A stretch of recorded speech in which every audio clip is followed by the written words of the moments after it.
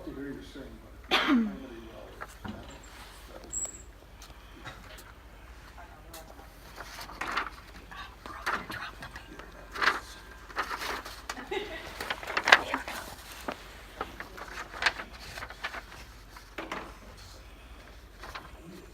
Is this your first time doing anything for the Yes. Audition? Yeah?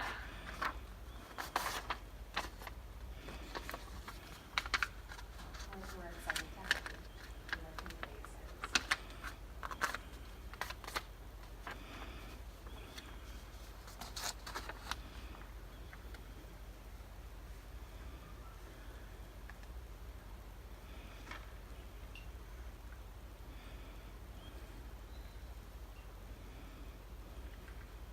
This actor is the most adventurous thing you've done. Are you a little nervous? Yeah. Just be. We're not good people. We try to look tough, but We're not. So you're auditioning tonight to see if you can get into the talent competitions in January, and assuming things go well, then we'll be seeing you at least on one, if not all Sundays in January. And if you're doing comedy, you're welcome, I'm sure. Thanks.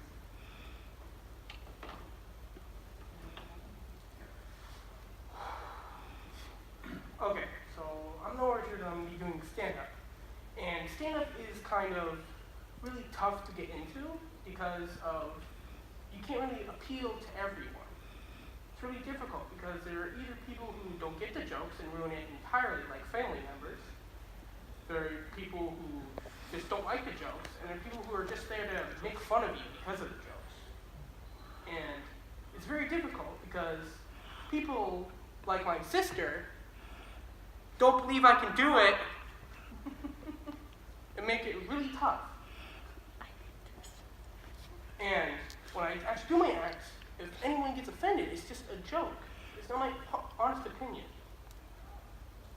So yeah. So I'm gonna get into a little story. A couple weeks ago, I was with my father. I go with him every other weekend, and we came back to his apartment after watching a movie. And we got back, and I peered up to the top floor, and I saw someone staring down at us. And prior to that, I've been watching a lot of horror movies, so I leaned down to my sister and I say, "There's someone watching us. Don't pay attention to them." And my sister looked up and saw it and told my dad, and my dad nonchalantly went, "Hey!" Hey, he didn't, the guy, you couldn't see his face because it was all black, but he didn't cover anything. His hands were above the window for some reason. I didn't know if he was there waiting for someone or he was just sitting there like, "Hello, little good children. Hello." It's just, I don't like people like that. They're just sitting there staring at us, and it's just really creepy. And there are a bunch of things that I hate in the world. And my motto is like, hate brings the world together, because even though people say that hate is just not something you should waste your time on, but it's that, like my dad says that, and he says he doesn't hate anyone, and I know it's complete garbage. Because everyone hates something. Something little and something big they hate. And there's one thing that I hate the most, and it's a person. I'm not going to say his real name because I don't want him meeting me anywhere with a shotgun. And basically, he acts like that one rich kid who thinks the whole world is surrounded, just he's the center of the whole world. And it's the little things, like he doesn't give up his seat on the bus, which I find stupid. And there are other things that make me laugh, even though it's not really stuff to laugh at. Okay, yeah, it is funny, but there's this one time last year, I was in a class called JAG Academy, and we basically do fencing and mind tricks. It's like card tricks and telling if someone's lying or not. And in class, someone stepped on his foot. And what a normal person would do is either ignore it or say, "Hey man, you stepped on my foot." But he said this, "Ow! You stepped on on my foot, and I don't know I sat there trying not to laugh, because what the teacher who hangs around him so he doesn't do anything bad, the teacher says to him, "Hey man, it's not a big deal." And he had the audacity to say this: "It is a big deal. I got hurt." Is he God? Like, it's not a big deal. Like, he's not the president of the United States, thank God. But there's a bunch of times, I'm not going to name them all, where he's done something like this. Quite recently, actually this Monday was the most recent, I was sitting in front of him on the bus, and for some reason, people had windows down. And so someone went around closing them because it's winter. And when that person got up to his window, he snapped and said, "Hey, you don't get to touch my window." And I started laughing because, first of all, that's extremely rude. And second of all, it's not your bus. It's owned by the state and the school. It's just like someone yelling at you for being on someone else's lawn. And the person was kind of confused. Like, "I wasn't being mean to you. Why are you yelling at me?" And this kid said, "Well, you don't have to be, you're nice to me, but I don't have to be nice to you." And it's just, those people make the world garbage. I used to be friends with him. He's a nice guy, but something happened. And yeah. Okay, I'm going to get off the whole hate topic, and I'm getting to politics. And politics, my mom does not like me talking about politics because she says I'm wrong, but I know I'm right. And I get into it. Like, my teachers tell me that they love the passion I have for debating about politics, religion, all that. And there's one time I made a little politician joke. It had nothing to do with politics. I just said it. It was the middle of the night and the power went out. I got up to see what was wrong. I saw my mom walking out the door and I asked her, "Mom, when did the power go out?" And my mom said this: "I don't know, get something." Like a politician, she did not answer my question. I thought I said that in my head. But for some reason, I said it out loud. And that didn't snap into my head till the next morning. So my mom asked, "Why are you so rude last night?" And I was really confused. And my mom also doesn't like me talking about politics because I take it too personal. And like Donald Trump, he's not a nice person, mainly because what he did recently, but it's also with how our enemies are winning. ISIS are bringing guns to a drone fight. We have high-tech stuff like drones, but they're still winning. It's like they're playing duck hunt. Like, it's basically like this. I wish I had a microphone. Actually, no, I'm not going to do that. It's so nervous. We could have a Oh, microphone no. for you. There's a mic stand. Would that help?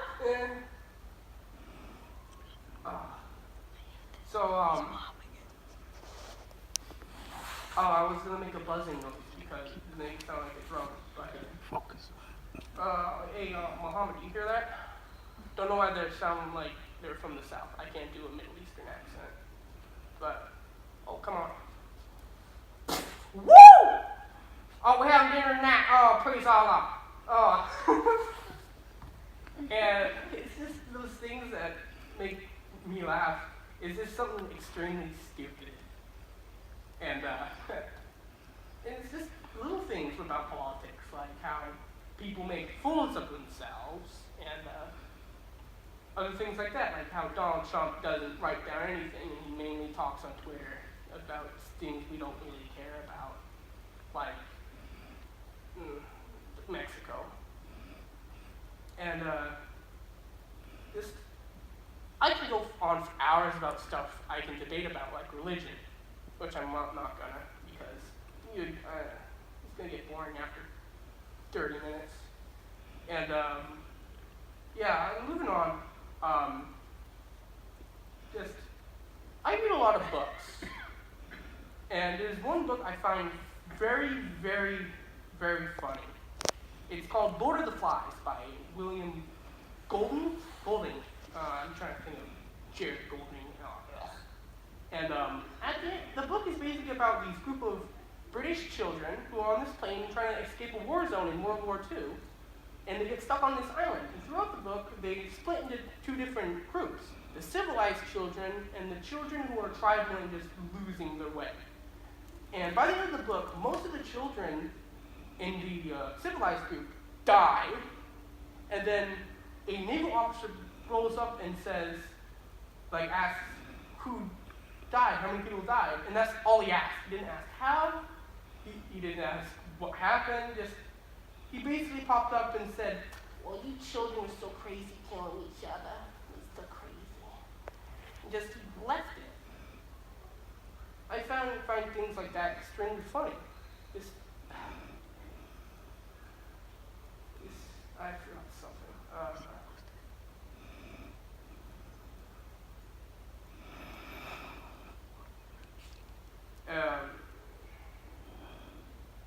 thought I'd be taking longer than this. That's basically all my act. In my head, it'd be much longer for some reason. Well, I can't think of anything. I'm too nervous. Oh, don't be nervous. I think your act right now, as it is pretty long. And that's a lot for you to remember and to memorize. And when the nerves kind of kick in your brain, because I've done a lot of shows, I've been in the performance aspect as an actor, not just for musicals, but for straight plays. And a lot of that in doing comedy, usually the best comedy, at least that I've seen in a talent show format, is kind of a little bit more simpler of a format, at least starting out. So for the first couple of shows, I'd recommend doing something maybe a little bit more short and sweet. That way the jokes really are very, very strong and well thought out, and because it's easy to lose your train of thought in the middle of something that's a lot longer. It makes it a little bit more difficult for yourself. But there is a lot in there that was very funny. And I see the potential, especially with the microphone and the different sound effects. Your voices were very funny. I enjoyed those very much. That's pretty much my recommendation. Kind of find a couple of jokes and storylines that really kind of mesh well together.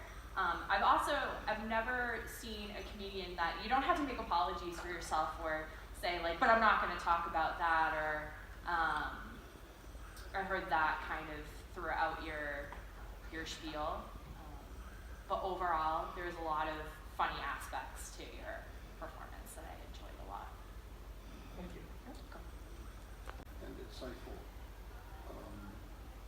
And that if you like pursuing comedy, stand-up comedy, I think the best way for you to become successful long-term is to continue doing it as much, as often as possible.